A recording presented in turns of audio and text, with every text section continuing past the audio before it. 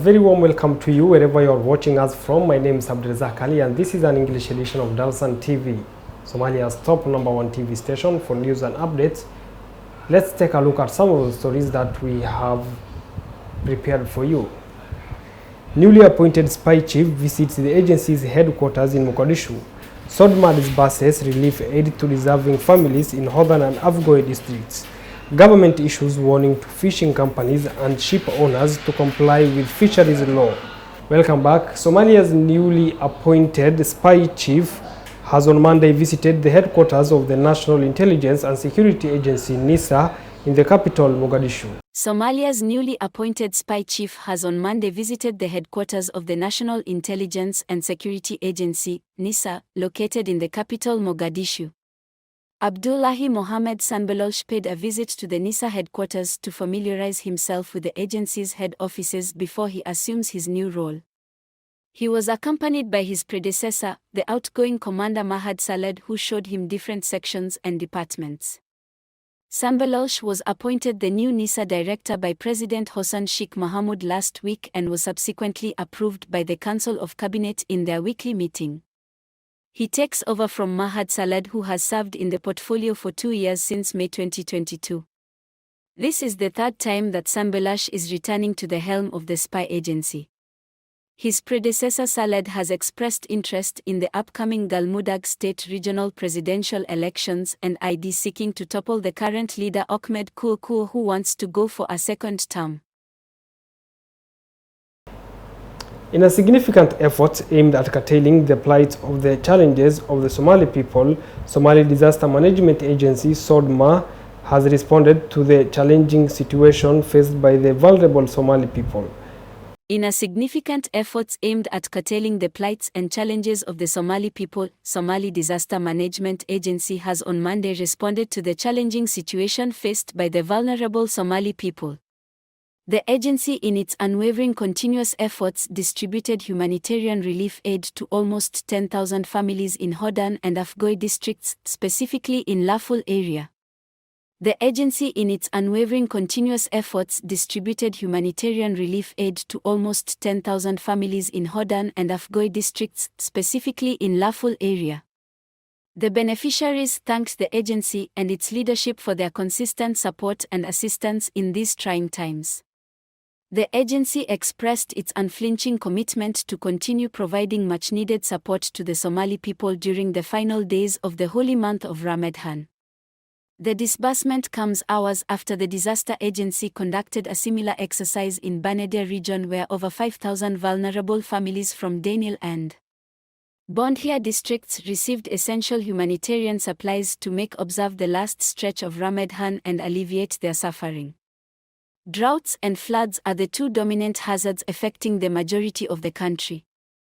4 years consecutive drought seasons followed by intensive and heavy rains devastated homes and livelihoods, sparking massive displacement of people into internally displaced camps.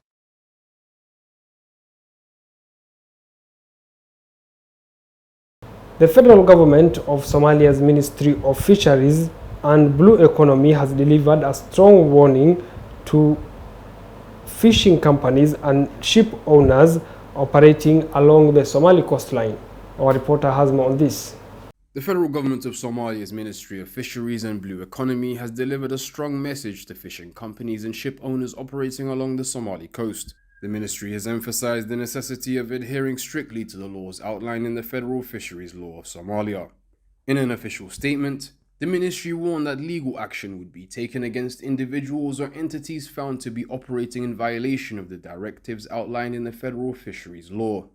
The ministry cited Article 31 of the law, which details penalties for non-compliance, including fines, arrests, and the confiscation of both the unlawfully caught fish and the equipment used in the illegal fishing activities.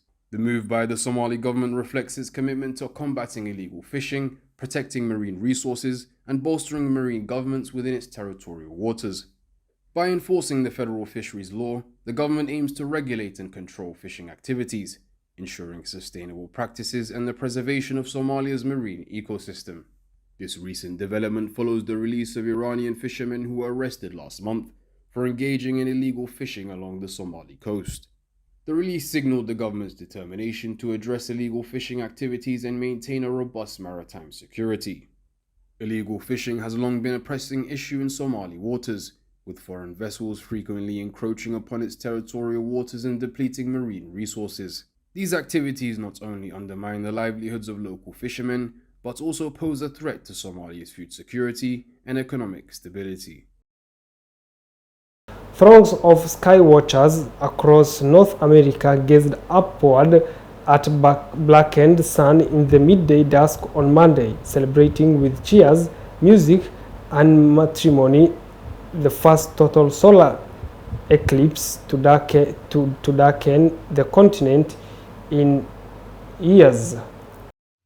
North America's first total eclipse in 7 years started off in Mexico on Monday. For many, the rare event was moving. A lot of emotion, a desire to embrace the family. We were cold, it was not warm, thanks to the world and the universe. Thousands gathered in the beachside resort town of Mazatlan, the first major viewing spot along this year's Path of Totality, a 115-mile-wide stretch from Mexico's Pacific coast through Texas and across 14 other states into eastern Canada. Folks, enjoy the eclipse, but play it safe. Don't be silly. U.S. President Joe Biden reminded social media followers about eye safety as millions of skywatchers gathered all over the U.S. for the celestial display. About 32 million people in the United States live within the Path of Totality, and many more were able to observe a partial solar eclipse. Crowds in Arlington, Texas cheered as the moon crept slowly but surely in front of the sun, briefly blocking out all but a brilliant halo of light or corona. Oh my God, it was really amazing. Yeah, it was an experience I've never felt before. When it got totally dark, I literally was like screaming the whole time. I actually cried a little tear or two because it was like overwhelming. It was an amazing experience. Onlookers in Millerton, Oklahoma banged drums as the sky went dark. In Indianapolis, many gathered in the bleachers of the storied Indy 500 racetrack to take it in. It was just insane. We were just talking about how it kind of looks like a pierogi. It looks like a croissant. In New York City, viewers were in awe and also possibly hungry as coverage reached only 90% totality, making the sun crescent-shaped. And eclipse enthusiasts in Niagara Falls in Ontario, Canada, broke a Guinness World Record for most people dressed like the sun. The period of totality lasted up to 4.5 minutes depending on the observer's location, surpassing the one in 2017, which lasted upwards of 2 minutes and 42 seconds. According to NASA, solar eclipse totalities can range from 10 seconds to about 7.5 minutes. Now that story brings us to the end of this bulletin. My name is Abdulrazak Ali. Till we meet again, I wish you a lovely evening.